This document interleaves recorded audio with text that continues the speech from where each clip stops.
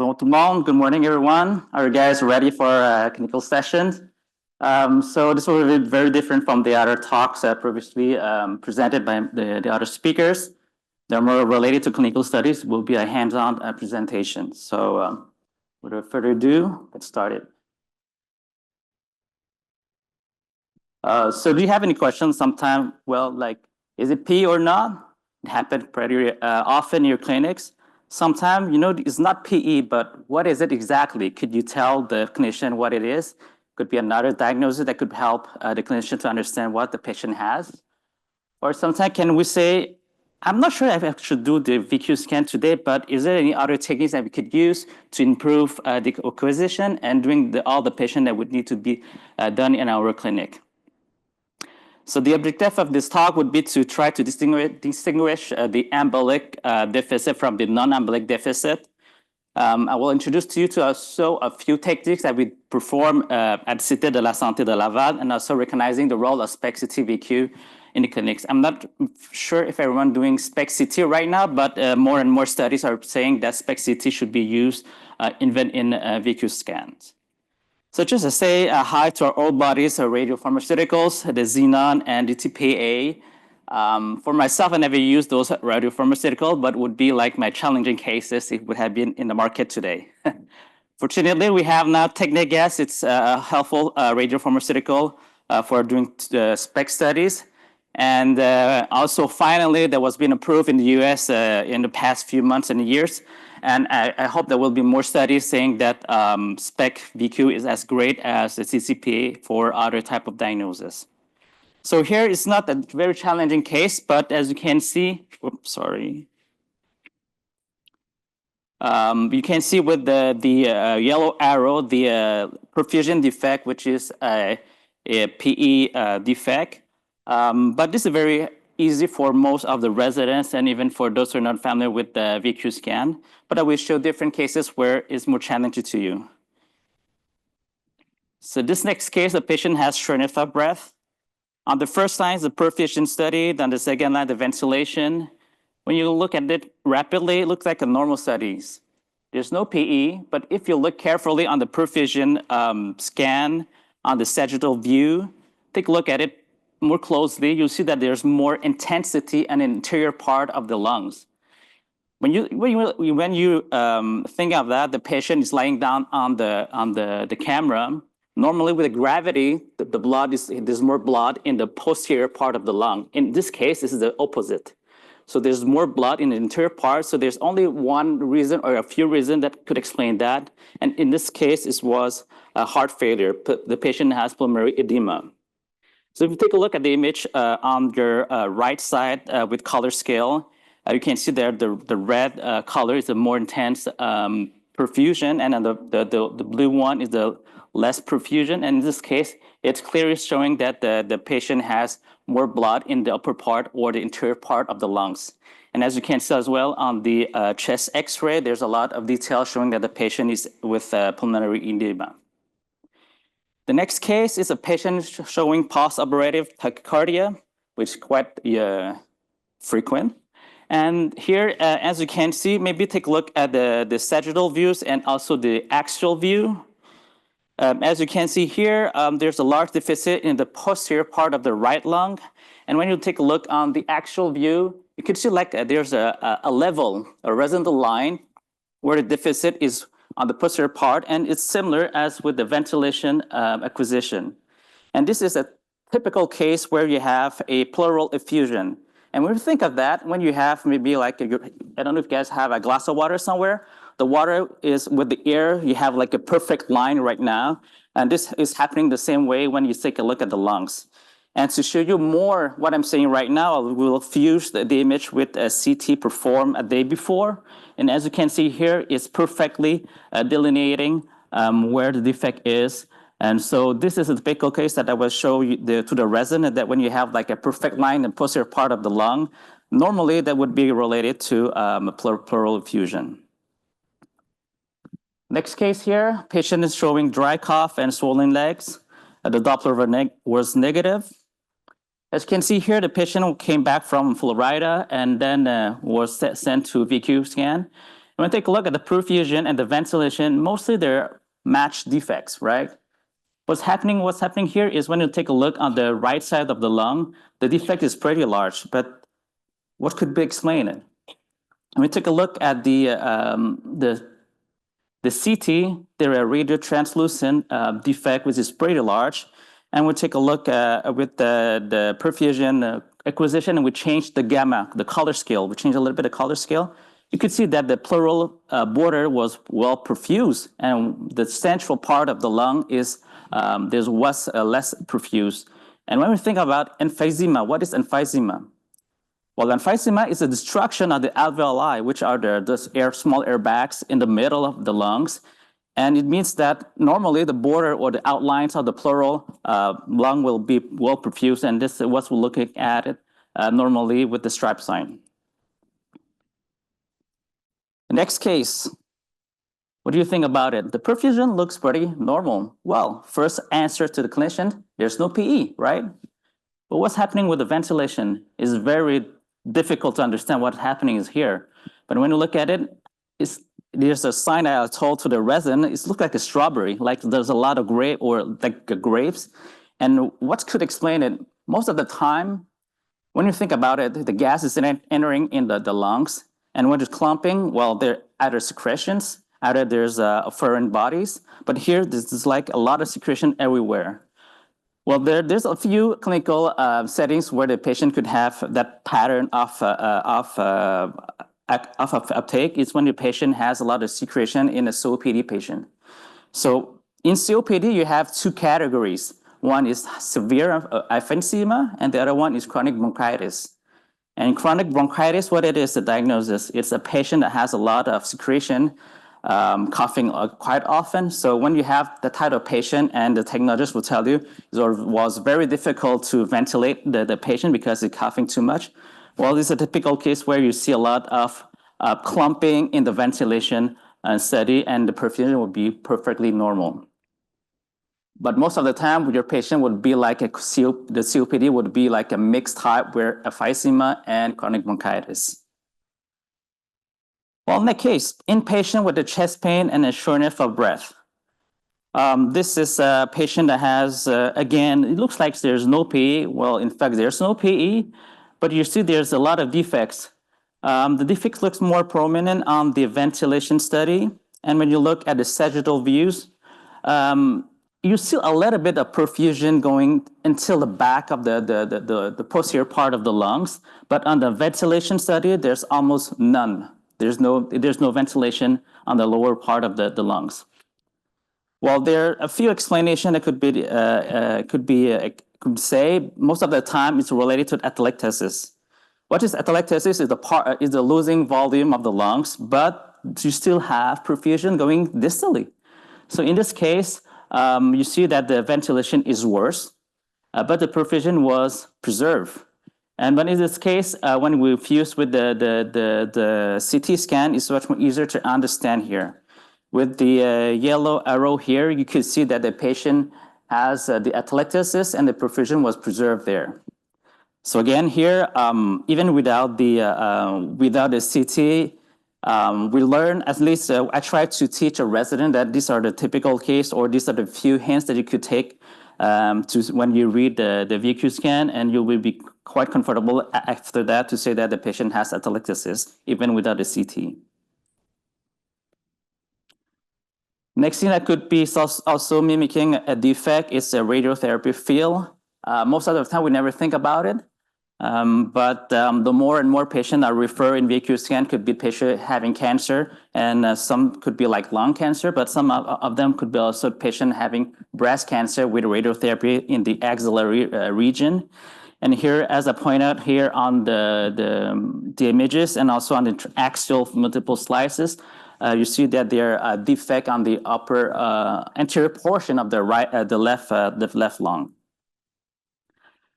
Okay, so let's move on to different, more complex situation here. Here's a case that was performed in Sherbrooke, and my colleagues are just giving me the opportunity to show you. There's a lot of defects here, but most of the time there was match defect. But the one I point out here with the yellow arrow, it's a PE defect that was later proven on the CTPA studies.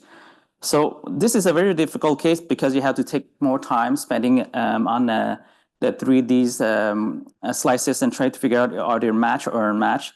One, you see there's an unmatched defect. You have to figure out, is it a real defect correlated with the PE? It is a triangular shape. Is it pretty severe defect? But in this case, our colleagues say there's one single defect, probably PE, but in this setting of fibrosis was very difficult to be 100% certain. And then they was referred later to CTPA. The patient came back as my previous speaker because we need a control 3 months later, and the defect was normalized on the left lower lobe. Next case, pregnancy. In most settings, I think here in the children's hospital or at the obstetrician Justin, most of them, they use only perfusion studies, like 1 millicurie of MAA. But in Laval, we still perform ventilation and perfusion because the patients are different. Sometimes they have COPD, sometimes they have other type of risk factor for abnormal findings on ventilation. So we're giving the same test, ventilation and perfusion, but we're lowering the dose on ventilation and perfusion. But instead, we're increasing the time acquisition by 2. But sometimes the patient on the 3rd trimester with their with the baby, the belly, they had a hard time staying longer on the camera, and then we just do a half dose acquisition. I just point out the studies, if you are not familiar with it, but with CTPA, we give a lot of radiation to the breast. But for the fetus, either CTPA or VQ scan, the radiation is the same. So you don't have to be worried about it. For the fetus, it's more for the mother. The breast is very sensitive during pregnancy. So here, it's a good example where the dose was much, much higher for the breast. In CTPA, sometimes they're saying that obese patient is a challenge for them to read and also to make the acquisition. But for us in VQ scan, it's not a problem. It's not an issue because most of the time there's no background uptake. So most of the activity is in the lungs. So it's pretty easy for us to have the image. And like here, I'm showing you right now, the test was very optimal. I don't know anyone doing ICU patient for VQ, with VQ, but for us, we do quite often, maybe a couple times per month. And most of the time, it's very easy to do, but some people still think that in ICU patient, it's very hard to make a diagnosis with. I would disagree with that. In this case, you have a chest X-ray showing like something on the left side. When we take a look at the VQ scan itself, on the right side was perfectly normal. And again, on the left side here, when you take a look at it, there's a deficit on the lower lobe, but the ventilation was worse again. And as you remember on the previous case, this is perfectly related to atelectasis. I always try to challenge myself, but at some time I try to challenge also the technologists. So when sometime we have a previous study, they always ask, could you do a VQ scan today or tomorrow? I say, well, we'll try. So in this case, the patient has a cardiac study the day before. As you can see here with the asterisk on the ventilation, you have activity in the bowel here. So the technical point here is before the technologists do the ventilation, they need to assess the activity remaining in the lungs, or at least close to the lungs. And once you have that activity, when they start to do the ventilation, they make sure that the activity will be above the background itself. And here it was pretty easy for us to make the test also, and it was a diagnostic for a PE on the left upper lobe.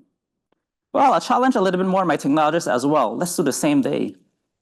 So here's a study that was performed on the same day as the MPI. The patient has systemic B in the morning, about a half-life later, 6 hours later. I perform a VQ scan. As you can see here, you can still see a little bit of myocardial perfusion here. But again, the study was a diagnostic and it was normal in this case. So you don't have to wait that much because in this particular case, most of the system went into the card, of course, and there's almost no activity in the lung. And of course, our radiopharmaceutical for the lungs is only in the lungs. So it's a very good study for that. Now, sometimes you could have a patient that has other type of studies performed in nukes, as here you have gallium. So gallium with the 3 days, about 3 days half-life, it could still have a lot of activity even after a week. So what we do is the same thing beforehand. We try to figure out how the remaining activity in the lungs, because gallium goes everywhere, not only in the specific organs. When you have that activity, you make sure that the ventilation is a bit above that, and you have to take a specific colorimeter if you want to have a better image. What we use would be use a medium colorimeter. Why that? Because we want to try to avoid the downscatter activity from the gallium on the window of the technetium. Like here, the test was pretty easy to interpret. There's no problem with that. Okay, let's move on to the next cases. SPECT CT, should it be performed or not? So there's a lot of study in the past few years. They're saying that CT is only adding some value on the specificity of the SPECT VQ for PE.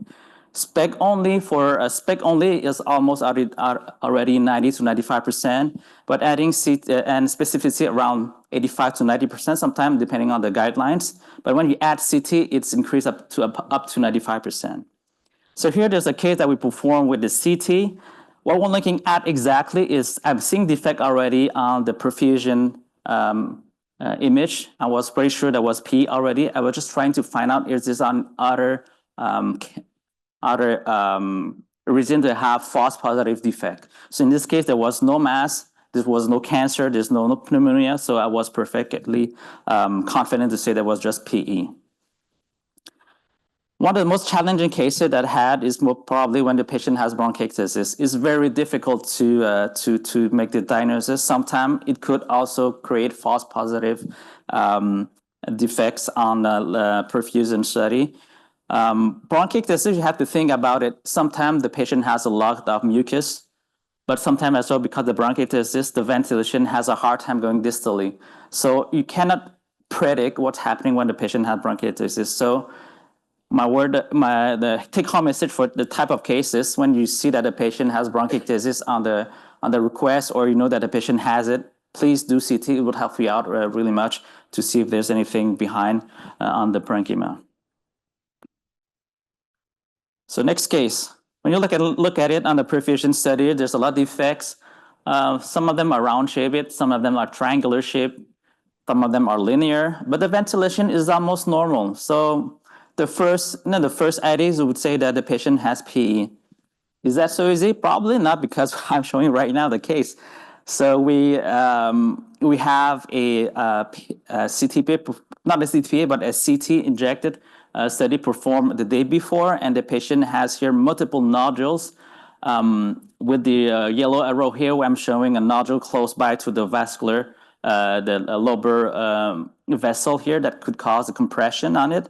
And there's another example in the same patient, but on the right upper lobe, where there's 2 nodules close by with close to the vessels.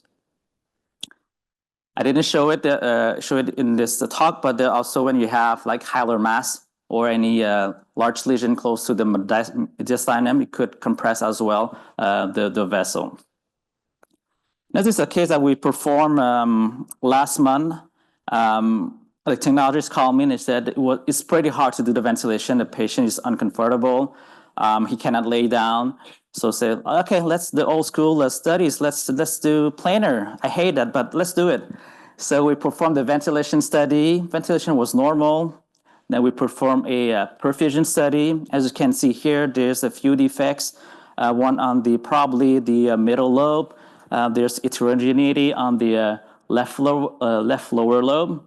And then she told me that the patients feel more comfortable now. So, okay, let's do a real SPECT studies. It's better for us. So we perform here a half time study again, but with the regular dose. As you can see here with the CT, we were pretty confident to say that the patient has PE. But again, when you took a look at the image on the SPECT study itself, Well, it was pretty good, even though we reduced the time by half. So what I'm saying here is that maybe in the future, we could reduce the time as well. So we try on different patient here. See, one of the patient here has the same regular dose as mentioned in the guidelines, but instead we decided to reduce it by half the time, and the ventilation took about 10 minutes, and the perfusion took about 4 minutes. So it's still longer than a CTPA, but at least it's more comfortable for the patient, and also for the clinician. They don't have to wait that much.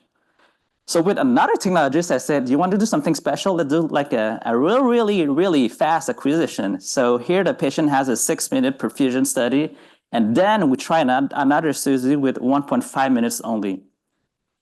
Take a look at carefully. Do you see any difference? Of course, I changed a little bit the reconstruction algorithm to match it perfectly, but of course you have less counts, you have to compensate it with the reconstruction. Same patient, sagittal views. Again, you see a little bit of heterogeneity on the right upper lobe, but with the 1.5 minute, you see almost the same thing. So what with the future, I don't know exactly, but probably we should try to reduce the time, because a lot of the patients and also for referring physicians saying that time it's essence, and you have to reduce it if you have to compete with the CTPA. Probably the other hospital that has a digital camera or CZT, they should try to reduce it a little bit, and maybe that would be the future for VQ scan. The previous talkers talk about SPECT quantification. We do as well. I won't give you any more information on that, but here with our software MIM, it took about 3 minutes to do the segmentation. Now, if you guys remember COVID time, COVID is still here. So a lot of studies showing that COVID, we should perform instead CTPA. I would say in most cases, it's real, but otherwise, VQ scan is still good, right? In this case, the chest X-rays was almost normal. The patient was COVID positive. There's only a small defect here. It's very subtle. I probably won't see it here from where you sit it, but let me zoom in. There's a small defect here on the left lobe. I want to take a look on the sagittal view. It's a small defect on the upper portion of the fissure, and this is like one of the variant of the lung scan. So we did the CT here. It's confirmed that the defect is close by to the fissure, and the question that some clinician asked, could you just perform perfusion SPECT CT? Sometimes yes, sometimes no, but you can never know ahead of time. So I'm showing another case where you have a COVID patient from the ICU here. If you were performing only SPECT CT, perfusion SPECT CT, you won't be able to make the fully diagnosis, I guess. So the take-home message here, I just want to say that there's a lot of non-anomalic findings you could see on SPECT VQ. There's a lot of tricks to say what are those other type of diagnoses. Once you try to do it more often, you will be more comfortable with that. The more and more you get used to it. And finally, just saying that SPECT CT VQ improve your confidence and easy to perform. And for us, we almost perform in half our patient now in Laval. And with that, I would like to thank everyone. Thank you.